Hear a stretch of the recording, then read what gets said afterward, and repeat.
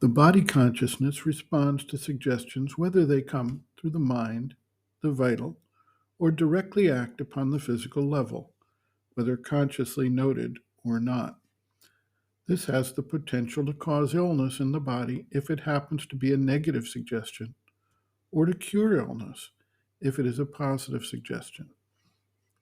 A researcher at Jipmer Hospital in South India was researching cancer in mice utilizing Kirlian photography as a tool of observation.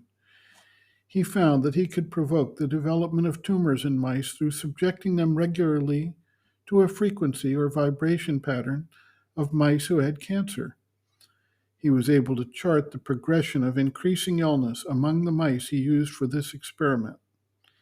He then subjected these same mice to the frequency vibration pattern of healthy mice and was able to show a systematic reversal of the cancer and the returning health of the formerly sick mice.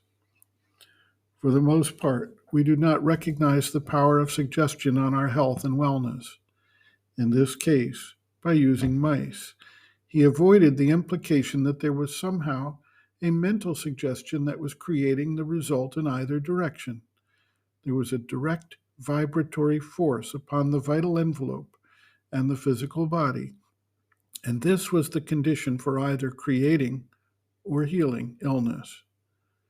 Homeopathic medicine relies on extreme dilutions of a particular substance that would create a condition in the body at full strength to reverse that condition. The exact mechanism is unknown to Western medical researchers, who fail to appreciate the value of homeopathy working at an extremely subtle level. While they try to explain away the results by attributing it to a form of placebo effect caused by the mind adopting the idea and sending a suggestion to the body, they cannot account for the success homeopathic practitioners have had with horses and dogs, where the question of mental intervention is not involved. Sri Aurobindo related a circumstance when his brother was extremely ill and feverish. It so happened a wandering Naga sannyasin came by and learned of the situation. He asked for a glass of water, which he infused with a mantric force. The brother quickly regained his health after imbibing the water. Sri Aurobindo writes, quote, "The suggestions that create illness or unhealthy conditions of the physical being come usually through the subconscient.